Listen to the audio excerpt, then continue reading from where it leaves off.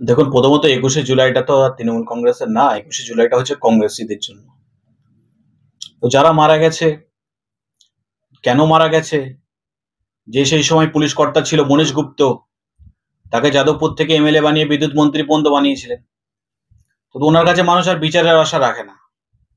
আর রইল কথা খেলার কথা, তো ওনার খেলা তো লোকে দেখছে, ওনার মন্ত্রীরা জেল খাটছে, বড় বড় নেতা সব কুইন্টাল কুইন্টাল ওজন, তারা সব ভুঁড়ি কমিয়ে ওজন কমিয়ে জেল থেকে বেরোচ্ছে।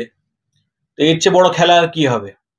এবার যদি বলেন খুনোখুনির খেলা, মানুষ প্রতিরোধ গড়ে তুললে খুন কেন, কারোর গায়ের একটা লোমে আঁচড় পর্যন্ত তৃণমূল করতে পারবে না।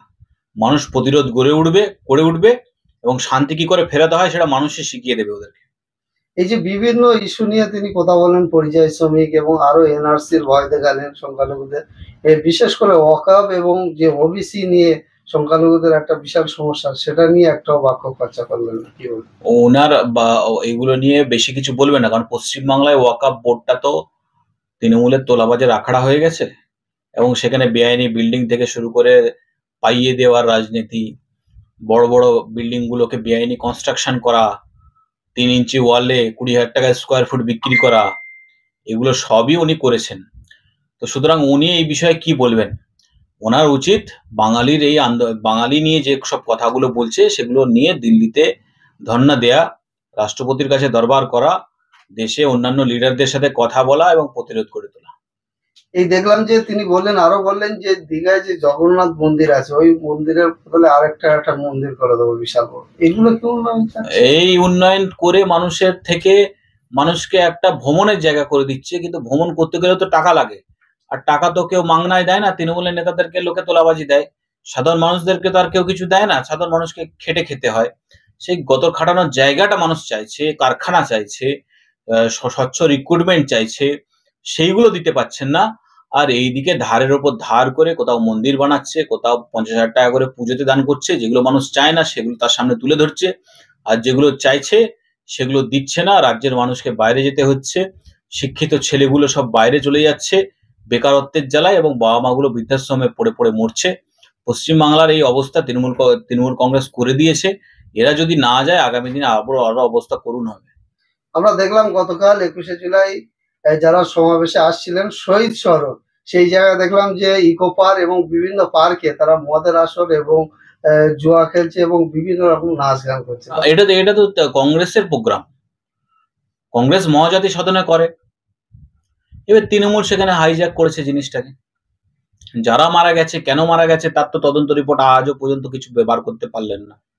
বহুত কিছু প্রতিশ্রুতি দিয়েছিলেন মানুষকে, কোনোটা পালন করতে পারেননি। কিন্তু বর্তমানে যে জায়গায় নিয়ে এসে বাংলাকে দাঁড় করিয়েছেন দানের রাজনীতি, খয়রাতের রাজনীতি, অর্থাৎ ধার করো, সেই ধারের টাকা দান করো, সেই ধারের টাকায় ফুর্তি করো। আর তোলাবাজির জন্য তো এলাকার তৃণমূলের নেতারা আছেই, তারা শহীদের মর্ম কি বুঝবে? তারা তো লোক মারতে অভ্যস্ত, লোক খুন করতে অভ্যস্ত। তো তারা তো মাথা মস্তিষ্ক ঠিক রাখার জন্য মদ খেতে হবে, একটু বারে যেতে হবে, একটু এইসব কাজ করতে হবে, নাহলে এরা কি করে নিজের মাথা ঠিক রাখবে? এরই তো নাম তৃণমূল। তৃণমূল মানেই হচ্ছে মদ, মহিলা, জেল, খুনি, তোলাবাজি, নাটকবাজি, কয়লা চুরি, চাকরি চুরি, ডাল চুরি, চাল চুরি, আমফানের টাকা চুরি, সব তৃণমূল। এই যে যারা কিছু মানুষ দেখলাম যে বাসে আসছে তৃণমূল নেতা, তাদেরকে ২০০ এবং ৩০০ টাকা করে দিচ্ছে, এগুলো সাধারণ মানুষ তো আসতে চায় না, তাদেরকে জোর করে নিয়ে আসে, এবং জোর করে নিয়ে আসতে গেলে তাদেরকে রাস্তা খরচা তো তাদের পেট আছে, বাড়ির লোক আছে, জোর করে ভাড়া করে নিয়ে এসছে, তাই ভাড়াটা দিয়ে দিচ্ছে। কিছুদিন আগে দেখলাম কাশেম সিদ্দিকী, তিনি তৃণমূল কংগ্রেসে যোগ দেন, কিন্তু সেই মঞ্চে ২১শে জুলাই আগের দিন তিনি যখন মুখ্যমন্ত্রীর সাথে দেখা করতে চান, মুখ্যমন্ত্রী বলেন যে সরে যাও। তাহলে কি গুরুত্ব কমছে কাশেমের? গুরুত্ব ছিল কবে? এইসব জিনিসগুলো বুঝতে হবে। কাসেম সিদ্দিকী কোনো রাজনৈতিক নেতা নয়। কাসেম সিদ্দিকী কোনো ছাত্র রাজনীতি করেনি, কোনো যুব রাজনীতি করেনি, কোনো কারখানা শ্রমিক রাজনীতি করেনি। কাসেম সিদ্দিকী ফুরফুরা শরীফের বয়োজ্যেষ্ঠ বা প্রয়াত যে সব পীর সাহেবরা ছিলেন তাদের সন্তান, এবং তার সন্তান হলেই যে পীর সাহেব হবে তার কোনো মানে নেই। তাহলে তোলাবাজির দলে নাম লেখাতো না। সুতরাং তোলাবাজির দলে নাম লেখালে ওরকম সাইড করে দেবে। ভালো দলে নাম লেখালে হয়তো মানুষ চিন্তা করতো উনিও সম্মান পেতেন। কিছুদিন আগে দেখলাম তো যে ইফতারের মাহফিল এবং বিভিন্ন জায়গায় কাসেম সিদ্দিকী একেবারে মুখ্যমন্ত্রীর পাশের সিটে বসতেন, হঠাৎ কিভাবে তাকে সরিয়ে দিলেন? এই মমতা ব্যানার্জি কাকে কখন কাছে টানবে, কাকে দূরে সরাবে। একসময় বিজেপির কাছে ছিলেন, বিজেপির হাত ধরে এখানে এমপি জিতিয়েছিলেন, 9টা এমপি জিতিয়েছিলেন। বিজেপি এখানে 2টো এমপি জিতেছিল। সেন্ট্রালে বিজেপির মন্ত্রী, বিজেপি সরকারের, এনডিএ সরকারের মন্ত্রী ছিলেন, রেলমন্ত্রী ছিলেন, কয়লা মন্ত্রী ছিলেন, দপ্তরহীন মন্ত্রী ছিলেন। সুতরাং মমতা ব্যানার্জি যাকে কাছে নিয়ে আসে তাকে দূরে সরাতে সময় নেয় না। তৃণমূল কংগ্রেস দলটার মধ্যে যদি কেউ অন্তর্ভুক্তি হয় তাহলে কি তার মুখে টেপ মেরে দেওয়া হয়? এই যে কাসেম সিদ্দিকী, এনার পরিচয় হলো ইনি সবসময় অন্যায়ের বিরুদ্ধে কথা বলা, সরকারের বিরুদ্ধে কথা বলতেন। তিনি যখন তৃণমূলে অন্তর্ভুক্তি হলেন, তামান্না মারা গেলেন, একটি ওয়াট খরচা করলেন না। নিজের চাচি অর্থাৎ নিজের চাচিমাকে, নওশাদের মাকে অকথ্য ভাষায় গালিগালাজ করলেন তৃণমূলের সাধারণ এক কর্মী, সেখানেও তিনি চুপচাপ থাকলেন। কি বলবেন এই প্রসঙ্গে? তো যে দলের নাম লিখিয়েছি দলটা তো তোলাবাজের দল। দলটা তো এক প্রকার যারা মানে তোলাবাজি করে বেআইনি ভাবে কাজকর্ম করে টাকার পয়সা লুট করে তাদের দল, যারা রাস্তায় দাঁড়িয়ে মদ খায় তাদের দল, যারা পাড়ায় পাড়ায় মদের দোকান খুলে দেয় তাদের দল। বলে বিজেপি সাম্প্রদায়িক দল।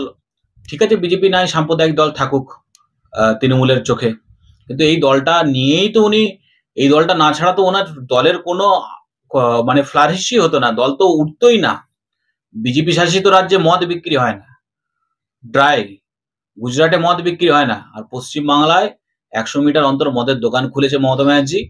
মদের টাকায় সরকার চালায়, মদের ট্যাক্সের টাকায় সরকার চালায়, আর 21শে জুলাই মদ বিলিয়ে দেয়, রাস্তাঘাটে মানুষ মদ খেয়ে বেড়াচ্ছে। এই তো তৃণমূল। আমি দলে আছি ঠিক আছে, কিন্তু অন্যের বিরুদ্ধে বলতে পারবো না। আমার নিজের চাচিমাকে গালাগালি করবে, আমি কিছু বলতে পারবো না। তো কেউ শিরডাড়া যদি বিক্রি করে ফেলে, শিরডাড়া বিক্রি করে ফেললে সে কি আর সোজা হয়ে দাঁড়াতে পারে নাকি? তো তার আর কি করে মুখ দিয়ে ওইসব কথা বেরোবে? তাহলে কি করে এমএলএ টিকিট পাবে যে তৃণমূলের বিরুদ্ধেই কথা বলে?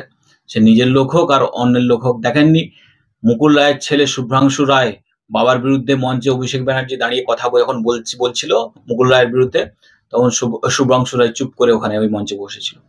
সুতরাং হচ্ছে তৃণমূলের কাছে যদি কিছু পেতে হয় তাহলে তার পা চাটতে হবে, চাটতে চাটতে চাটতে যেদিন পা পরিষ্কার হবে সেদিন হয়তো কিছু পাবে। এর আগের যে 21শে জুলাই ছিল, সেই 21শে জুলাই রাজন্না হালদার তিনি বিখ্যাত হয়েছিলেন বক্তব্য দিয়ে। আমি কি বললাম, তৃণমূল কারা করতে পারবে? তৃণমূল যে তোলা তুলতে পারবে সে করতে পারবে, যে চটি চাটতে পারবে সে করতে পারবে, যে খুনাখুনি করতে পারবে সে করতে পারবে। অর্থাৎ হয় গুন্ডা বদমাশ হতে হবে, না হয় প্রচুর টাকা পয়সার মালিক হতে হবে, যাতে ওদেরকে দান ধ্যান করা যায়। এই দুটোর বাইরে যে হবে সে আর দলে প্লেস পাবে নাকি? দল তো সেখান থেকে সাইড হয়েই যেতে হবে। তো এটাই তৃণমূল। এর ডেসক্রিপশন তোয়াসির দিকেও বহুবার দিয়েছে, অন্যান্য সবাইও দিয়েছে, নতুন করে দেওয়া নেই। মানুষ বীতশ্রদ্ধ, সুসংগঠিত বিরোধী দল পাচ্ছে না বলে, ঠিকঠাক ভাবে মানুষ সত্যিকারের বিকল্প কাউকে মনে করছে না বলে তৃণমূল ক্ষমতায় আছে। বিকল্প ঠিকঠাক যদি কাউকে মানুষ মনে করে বেছে নেয়, এই তৃণমূল সরতে বেশি সময় লাগবে। আজকে বিধানসভার সামনে বিজেপি বিধায়িকা নেত্রী তিনি অগ্নিমিত্রা পল তিনি বলেছেন যে বিহারে 73 লক্ষ ভোটার বাদ চলে গেছে, পশ্চিম বাংলায় 1 কোটির উপরে বাদ যাবে। কি বললেন? না, যারা বাদ গেছে তার ভ্যালিড গ্রাউন্ড আছে, এ নিয়ে সুপ্রিম কোর্টেও মামলা হয়েছিল। তো সুতরাং ভ্যালিড গ্রাউন্ড থাকলে বাদ হবে। কেউ যদি অন্যায়ভাবে ভোটে নাম তোলে তার বাদ যাওয়াই উচিত। কারো যদি বৈধ কাগজপত্র সে দেখাতে না পারে তার মানে সে অন্যায় করেই করেছে। এবং কারো যদি কোনো দুর্ঘটনায় কাগজপাতি হারিয়ে গিয়ে থাকে তার জন্য কোর্ট আছে, থানা আছে, সেখানে তার যাওয়া উচিত। এগুলো ব্যবস্থা করা উচিত। কিন্তু অন্যায়ভাবে যদি যারা ভোটার তালিকায় নাম তুলেছে, দেখা যাচ্ছে বিহারেও ভোটে নাম আছে, পশ্চিমবাংলায় ভোটে নাম আছে, বা উত্তরপ্রদেশেও ভোটে নাম আছে, পশ্চিমবাংলায় ভোটে নাম আছে। তো যেটা আধার লিঙ্ক করবে সেটা থাকবে, যেটা আধার লিঙ্ক করবে না সেটা থাকবে না। এটাই কাম্য। সব জায়গায় এইসব রাজনীতি তো আগেও দেখেছি। বিহারে ভোট হলে এখান থেকে অবাঙালিরা, বিহারে ভোট দিয়ে আসে, পশ্চিমবাংলায় ভোট হলে এখানে ভোট দেয়। 2 জায়গায় ভোট চলছে। এবং এইটা বন্ধ হওয়া জরুরি। এবং এর জন্য যা যা ব্যবস্থা নেওয়ার গাইডলাইন আছে, যারা মেনে চলবে তাদের থাকবে, যারা মেনে চলবে না তাদের থাকবে না।